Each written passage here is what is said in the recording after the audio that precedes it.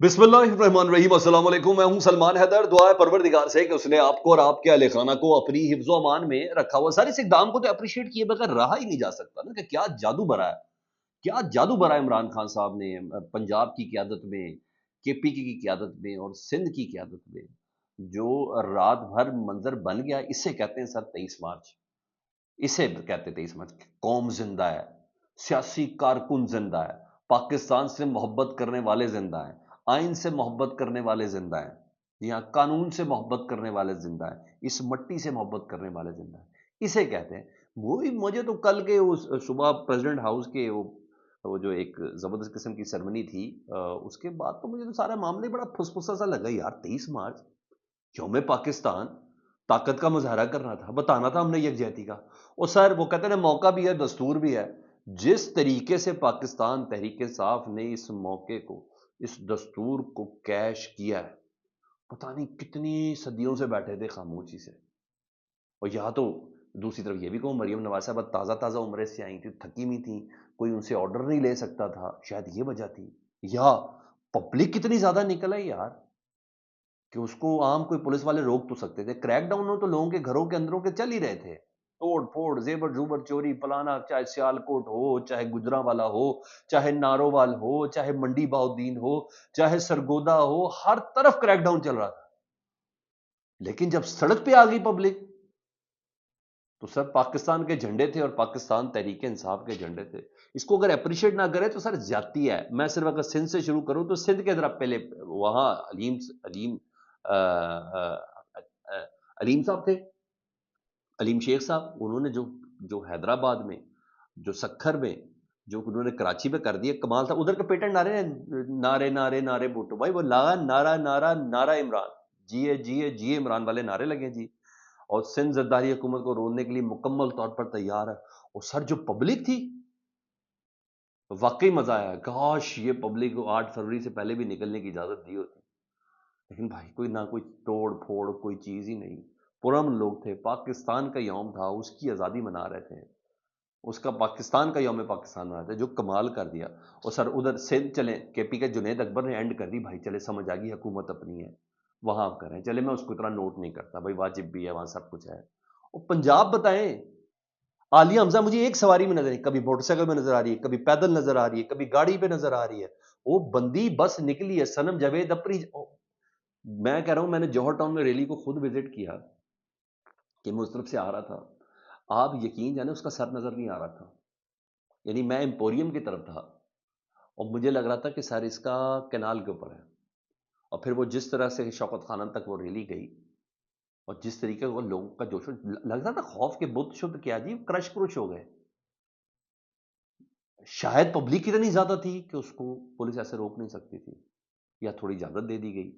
मैं इसको कुछ नहीं कह सकता, लेकिन बहरहाल कमाल कर दिए। वेल प्लेड आलिया हमजा साहबा, कमाल कर दिए, और आपकी टीम ने कमाल कर दिया, कमाल कर दिया। कल सारा दिन भी और रात में भी यही कहा था इफ्तारी के बाद, और वो इफ्तारी के बाद इन्होंने करके दिखाया जी। मैं कहा मैं ये आपको अप्रिशिएट कर दूं, आपके सामने ये बात कर दूं जी। इधर सर मोहसिन नकवी साहब से मुतल्लिक सवाल बड़ा रेज हुआ रात को, कि वो किधर है। मैंने अपने प्रोग्राम में भी रेज किया, मेरे साथ भी कुछ हुकूमती एमएनएज वगैरह थे, और मैंने उनसे भी बात की। तो मुझे बस इतना पता चला, पंजाब के जो वज़ीर आला हैं, उनके जो तर्जुमान हैं, कौसर काज़मी साहब, वो मेरे साथ थे। मैंने उनसे पूछा जी किधर है मोहसिन नकवी साहब, पता तो चले। उन्होंने कहा जी उनकी तबीयत खराब है। रात को प्रोग्राम, एक और प्रोग्राम में भी रेज हुई बात, तो इसको ना दो रेफरेंस से मंसूर अली खान साहब कहते हैं कि जी मेरे पास खबर तो नहीं है, लेकिन ये बातें गर्दिश कर रही हैं कि परवेज खटक और तलाल चौधरी साहब के आने की वजह से मोहसिन नकवी साहब बहुत ज़्यादा गुस्से में हैं। तबीयत खराबी तो है, लेकिन ये ज़्यादा कहा जा रहा है। हाँ, मुनीर फारूक साहब कहते हैं कि मेरे पास ये इतलात नहीं है, उनकी तबीयत खराबी की है। लेकिन बहरहाल पूरी की पूरी हुकूमत जो है ना, कोई भी नहीं बता पा रहा कि मोहसिन नकवी साहब इतने दिनों से किधर गायब है। वो अस्पताल में हैं, सेहत याब हैं, नाराज हैं, क्या पूरी हुकूमत में से किसी की जरूरत नहीं है कि मोहसिन नकवी साहब से पूछ सके। पूरी वो वाकई राना सनाउल्लाह साहब ने खूब कहा है कि एक वजारत काम कोई नहीं है, जिन्होंने काम ले लेते वो काम ले लेते हैं। वजारत दाखिला का काम ही कोई नहीं है पाकिस्तान में, वो तो इस्टेब्लिशमेंट देख रही है। तो फिर वजीर दाखिला, मुशीर दाखिला, वजीर मुमलिकत क्यों है? تو رات کو یہ سوال دوبارہ ریز ہوا محسن نقوی صاحب سے متعلق. اس کے ساتھ جہاں یہ سب باتیں ہوئی نا، وہاں ایک پروگرام میں نا کل آپ کو پتا ہے ایک بہت بڑا نشان ملا حسن ایوب صاحب کو، اور جب وہ ان کی اناؤنسمنٹ تھی وہی بڑی کمال تھی کہ سب سے زیادہ بہترین خبریں اور ان کی ویسے خبروں کی صداقت، انویسٹیگیٹو جرنلزم میں بڑا نام.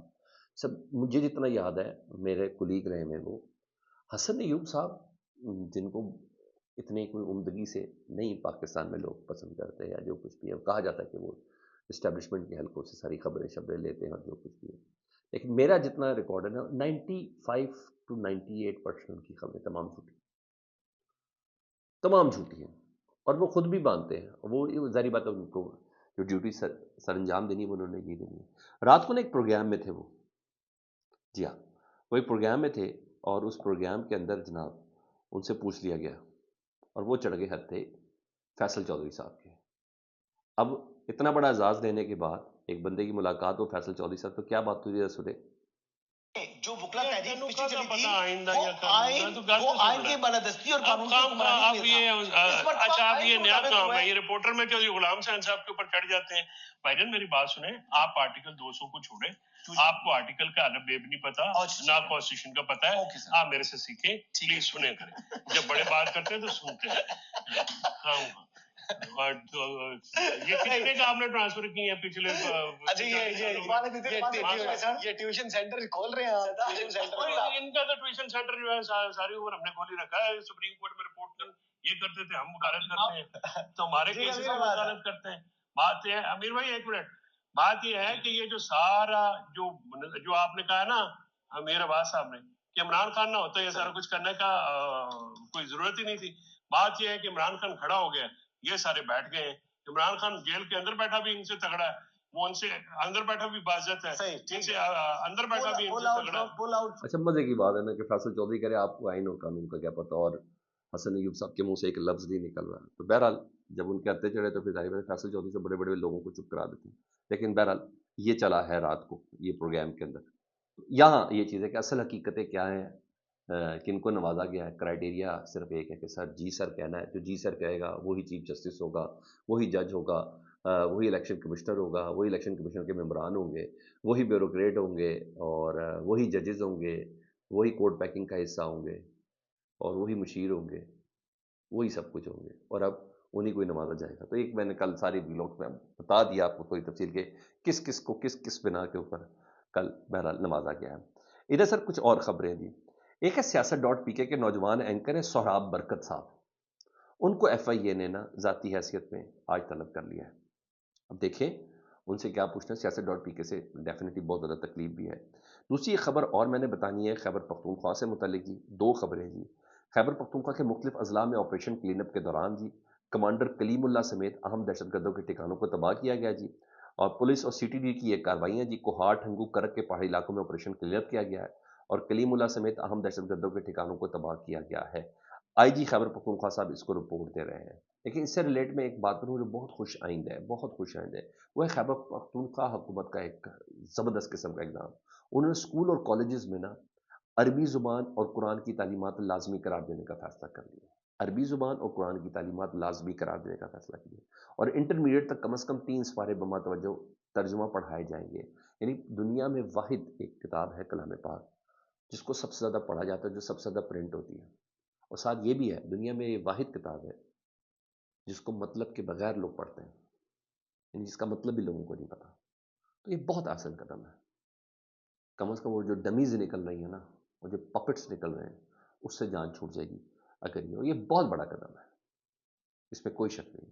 یہ بہت بڑا قدم ہے. یہاں یہ چیز تھی. دوسرا ایک اور خبر ہے اس حوالے سے. خیبر پختونخوا کے جو بیرسٹر سیف ہیں، ڈاکٹر سیف صاحب مشیر ہے جی، انہوں نے دو تنقیدیں بہت زیادہ ہو رہی ہے. ایک طلال چودھری صاحب ان کے اوپر بڑی تنقید کر رہے ہیں، دوسرا عرفان صدیقی صاحب ان کے اوپر بڑی تنقید کر رہے ہیں جی. خیبر پختونخوا کی حکومت سرکاری پیسہ استعمال کر رہی ہے ایڈورٹیزمنٹ پہ، پھر اپنی سیکورٹی کے اوپر توجہ نہیں دے رہی ہے، اور دائیں بائیں لوگوں پہ تنقید کر رہی ہے. اس طرح کی بہت سی چیزیں ان کے اوپر کی نا. تو اس پہ انہوں نے رسپونڈ کیا. سر رسپونڈ بھی ایسا کر رہے ہیں نا، کمال ہی کیا. ذرا سنیں، تاریخ سے بڑا ریلیٹڈ ہے جی. وہ انہوں نے کیا جی طلال چودھری اور سینٹر عرفان صدیقی کے اوپر رد عمل دیتے ہوئے انہوں نے کہا یہ ملک میں امن کے قیام کی بجائے دہشت گردی کی آگ پر مزید تیل چھڑک رہے ہیں۔ ڈاکٹر سیف نے کہا کہ اسامہ بن لادن سے پیسے لے کر سیاست کرنے والے نواز شریف کی کٹھ پتلیاں خیبر پختونخوا حکومت کو تانے دے کر اپنے ماضی کو چھپا نہیں سکتی۔ دہشت گردی کے مسئلے میں شہباز شریف حکومت کی سنجیدگی کا عالم یہ ہے کہ تنظیم سازی میں سر عام پکڑے جانے والے شخص کو وزیر مملکت برائے داخلہ بنا دیا۔ طلال چودھری صاحب جی، فیصلہ آباد واقعہ چھوڑ دیں، بنا دیا جی۔ اور طالبان کی حمایت میں کالمانہ جہاد کرنے والے، شہرت پانے والے عرفان صدیقی موقع کی مناسبت سے آج لبرل بن گئے ہیں۔